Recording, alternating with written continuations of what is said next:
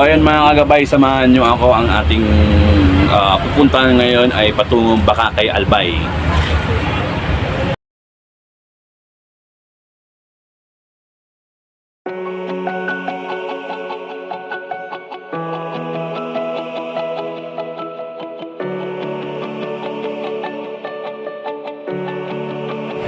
So ayun mga kagabay, I just arrived here in the town proper of Bacacay, Albay. So yan, makikita nyo, that's the town hall, and on the other side is the St. Rose de Lima Parish or the Bacacay Church.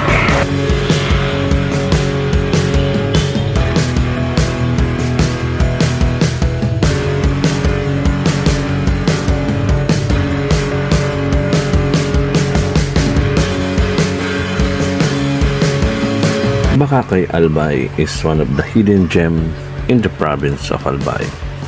The town is one of the growing coastal municipality in the province of Albay. The rich town is crammed with different attractions that simply gives pleasure to every tourist. St. Rose of Lima Parish or Bacacay Church gives significant role in the town of Bacacay, Albay.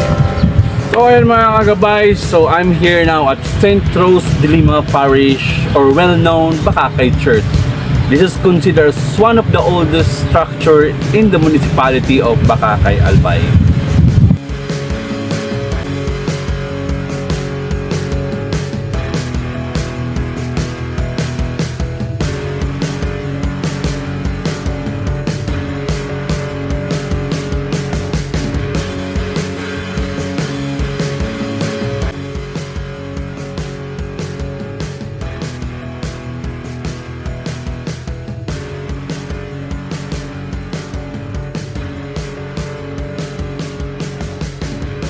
St. Rose of Lima Parish Church is also one of Bacacay's proudest attraction.